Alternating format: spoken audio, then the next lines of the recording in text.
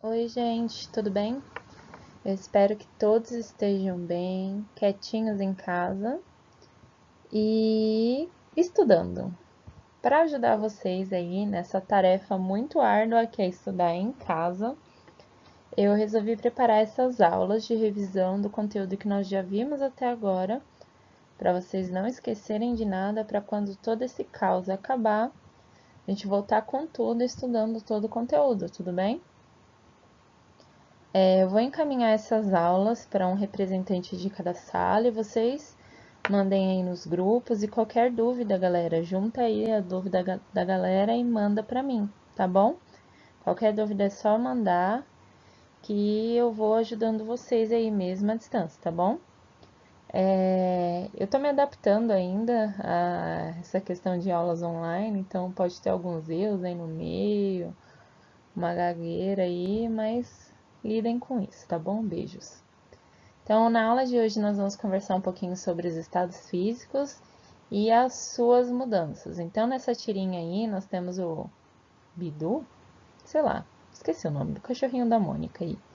E ele tá olhando atentamente para um cubinho de gelo que depois derrete e depois evapora. E ele fala assim, ó, seu caso de personalidade tripla é realmente muito sério. O que ele está dizendo com isso, gente? Que nós temos a mesma substância que aparece de três formas diferentes. Então, no líquido, no sólido, líquido e gasoso, tudo bem? E é sobre isso que a gente vai conversar hoje.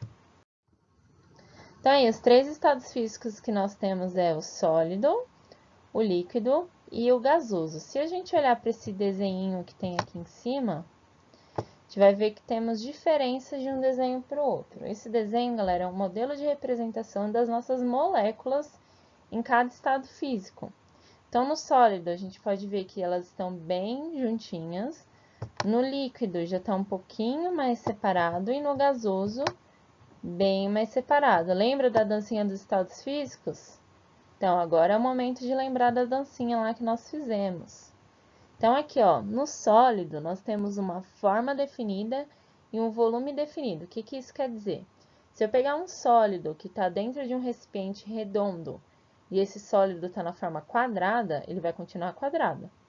Se eu colocar ele num recipiente que está na forma de um triângulo, ele vai continuar como quadrado, ele não vai mudar a forma dele.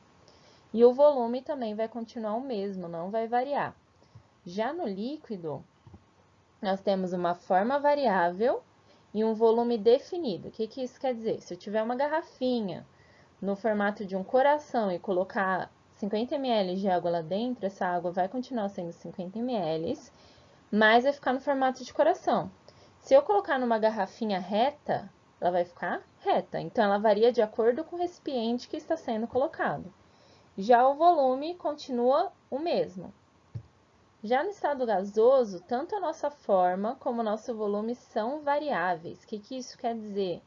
Que, em relação à forma, independente do recipiente que eu colocar esse gás, ele vai tomar toda a forma desse recipiente, ele vai variar, e o volume também, porque o gás ele tem a tendência de se expandir, ou seja, ele ocupa todo o espaço que está disponível para ele.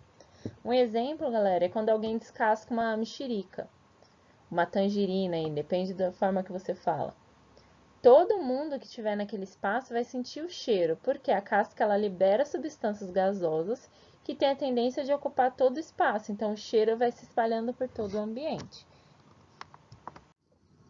Isso acontece devido à força de atração e repulsão entre as moléculas, que dependendo do estado nós temos um tipo de estabilidade. Então sempre a tendência é dela ficar da forma que ela é mais estável. Então no sólido nós temos uma força de atração que vai prevalecer. Por isso que as moléculas ficam tão pertinhas. Já no líquido, nós temos uma igualdade entre a força de atração e a força de repulsão. E no estado gasoso, a força de repulsão que vai prevalecer. Tudo bem? Por isso que elas ficam tão distantes.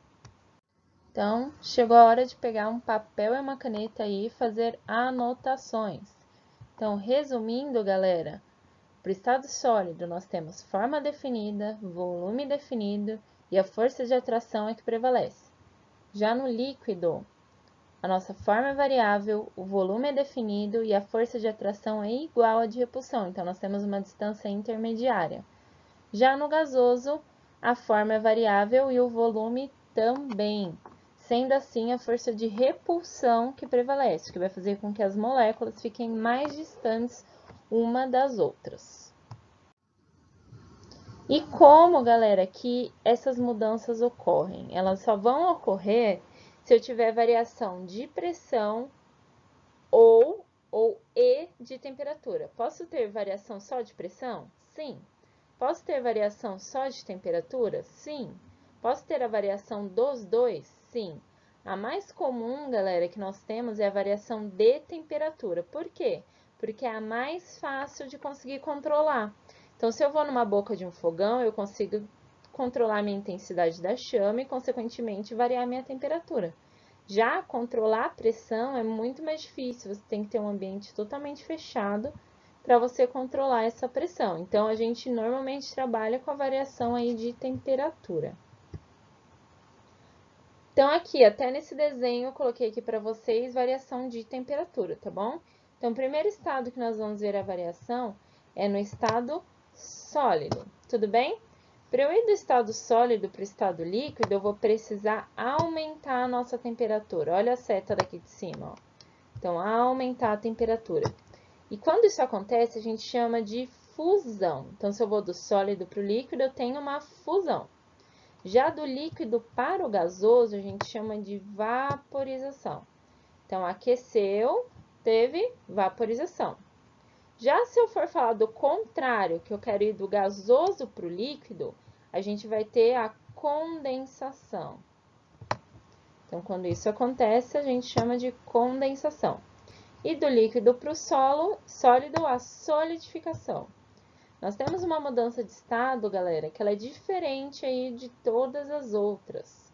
Por quê? Porque ela meio que pula um estado físico, que é quando eu vou direto do sólido para o gasoso, ou do gasoso para o sólido. Quando isso acontece, a gente chama de sublimação, tudo bem? Então, para eu ir das setinhas para a direita, eu preciso aumentar a minha temperatura. E para a esquerda, diminuir, tudo bem? Um exemplo aí muito legal que nós temos é a latinha de Coca-Cola. Quem nunca viu essa latinha aí que a galera fala que tá suando a latinha de tão gelada?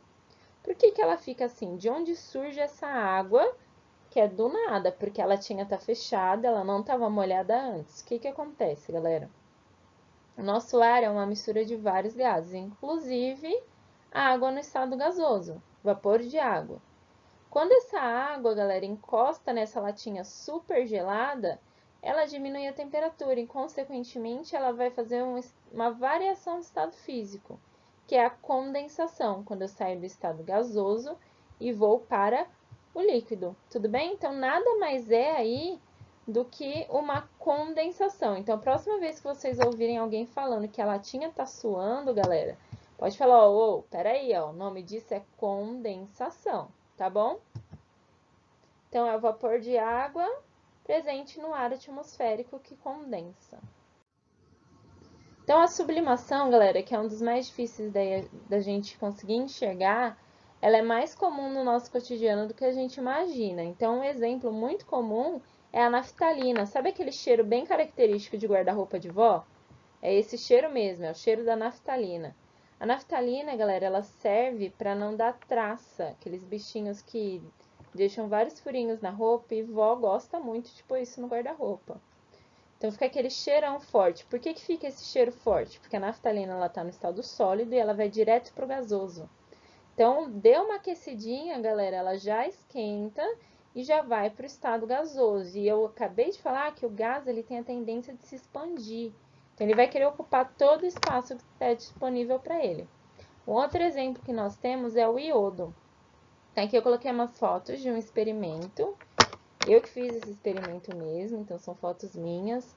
Onde nós temos o iodo no estado sólido, esse roxinho aqui embaixo, ó. E quando ele aquece, ele fica no estado gasoso. Tá vendo que tem um vapor roxo aqui, ó? E essa cor não está muito boa. E depois, galera, em cima nós temos uma barreira de gelo. Tudo bem que vai fazer com que resfrie. Então, embaixo está aquecendo na placa em cima resfriando. Então, aqui ele está no estado sólido. Deixa eu trocar de cor para ver se fica mais fácil. Ok, não deu. Então, aqui ele está no estado sólido, aqueceu, virou gasoso e aqui em cima tá no frio de novo. Então, ele resfria e forma esses cristais, tá vendo essas bolinhas pretas que tem aqui? Então, ele solidificou de novo, então ele não existe no estado líquido. Então, aqui são os cristais coletados. Ah, mas e aquele iodo que passa para fazer cirurgia e não sei o quê? Aquilo é uma solução de iodo. O que que é isso? Ele pegou o iodo sólido e colocou algum solvente, que normalmente é água, e transformou isso em solução, tudo bem? Não é ele aquecido e virou líquido, é diferente as duas coisas. Então, a vaporização. A vaporização a gente tem que ficar esperto também que existem 3 tipos. Nós temos a evaporação, que ela é lenta, espontânea e abaixo do ponto de ebulição. Então, um exemplo, galera, é a roupa secando no varal. Então, a água que está contida na roupa é uma água comum. É qualquer água que tem aí, ela tem um ponto de ebulição, ou seja, para eu ir do estado líquido para o gasoso a 100 graus Celsius, que ela vai fazer isso. E não tem nenhum lugar que chegue a 100 graus Celsius. Então, como que essa água ela vai evaporar e vai sair dessa roupa para ela secar? Então, é a evaporação, que é aquela que é lenta, então por isso ela demora. Ela é espontânea, ou seja, ela ocorre naturalmente e ela está numa temperatura baixa. Então, a 25 graus Celsius, por exemplo, a sua roupa seca no varal. Ah, e quando está mais quente? Ela vai secar mais rápido ainda. Já a ebulição, galera, é aquela que é forçada, tem formações de bolhas e é na temperatura de ebulição do líquido. Então, é quando você esquenta uma água, por exemplo, para fazer um miojo, um macarrão. Então, você vê a formação das bolhas. Por quê? Porque está exatamente na temperatura de ebulição desse líquido. O último exemplo é a calefação, que é forçada e brusca. Um exemplo, acho que todo mundo já fez isso na vida, que é jogar aquelas gotinhas de água em cima de uma frigideira quente. Isso é calefação, tá, galera? Então, é muito forte, é muito brusco e na hora a gota encosta na chapa quente e já evapora. Então, a gente pode representar, galera, esse aquecimento por meio de uma curva que a gente chama de curva de aquecimento, onde a gente representa cada estado físico, suas temperaturas e variações. Então, aqui no exemplo da água, a menos 20 graus Celsius, ela está no estado sólido. Conforme eu vou aquecendo e passando o tempo, quando chega no zero, eu tenho uma reta aqui que indica uma constância. Então, nesse pedaço aqui que a gente chama de primeiro patamar, a gente chama, é onde eu vou ter os dois estados físicos acontecendo ao mesmo tempo.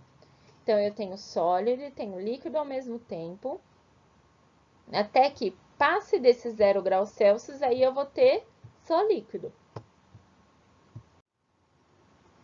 Então, eu fui lá, aqueci novamente. Com o aquecimento, eu tenho aumento da energia cinética. O que isso quer dizer? Que as minhas moléculas ficam agitadas. Cheguei no 100 graus Celsius aqui, que é o ponto de ebulição da água. Então, eu vou ter um outro patamar de temperatura constante, onde eu vou ter líquido e gasoso na mesma situação ali. Passou do 100, aí eu tenho só o gasoso e eu chego no meu equilíbrio térmico.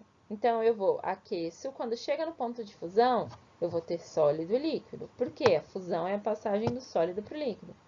Quando chega no ponto de ebulição, eu só vou ter líquido e gasoso. Quando a gente tem uma mistura, galera, ou seja, eu tenho mais de uma substância, a gente não vai ter esses patamares, então nós vamos ter variações. Vocês conseguem ver que aqui nós não temos uma reta? Então, eu não tenho um patamar, não vou ter ponto, mas sim uma faixa de fusão ou uma faixa de ebulição, que eu vou ter esse ΔT aqui, tudo bem? Então, para diferenciar uma substância pura, no caso a água, de uma mistura, graficamente os gráficos vão ficar assim. A densidade, galera, é uma outra coisa específica que eu tenho de cada substância. Então, o ponto de fusão da substância sempre vai ser aquele fixo, cada substância tem o seu ponto de fusão, seu ponto de ebulição e sua densidade. São coisas que nós podemos utilizar para diferenciar substâncias. Lembrando que isso a gente chama de propriedade específica da matéria. Então, ponto de fusão é, ponto de ebulição também, densidade. E para calcular a densidade, eu vou relacionar a massa com o volume. Então, não tem aquela, por que afundou? Porque é mais pesado. Não, isso está errado. É porque é mais denso. Não é só a massa que importa, mas sim a massa em relação ao volume. Então, para calcular, eu vou colocar massa em cima e volume embaixo. A unidade que a gente vai trabalhar aqui, galera, é grama por ml, ou grama por centímetro cúbico. Lembrando que centímetro cúbico é a mesma coisa aí que ml. Então, um exemplo aí onde nós vemos essa importância do uso da densidade é nos testes de gasolina adulterada que tem nos postos, onde nós temos esse aparelho aqui, que ele é chamado de densímetro. Então, dependendo da concentração que está essa gasolina, ou seja, se ela está adulterada ou não, eu tenho uma densidade diferente. Então, a densidade ela é específica daquela substância. Se eu tenho mais de outra aí, então uma mistura, aí já vai mudar a minha densidade. Tudo bem? É isso aí, então, pessoal. Nós vamos parar por aqui hoje. Na próxima aula, nós vamos ver separações de misturas, métodos de separação, qual que é a diferença de um e do outro. E hoje nós ficamos por aqui, tá bom? Um beijinho pra vocês, se cuidem, saudades. Beijo. Tô me sentindo uma youtuber já.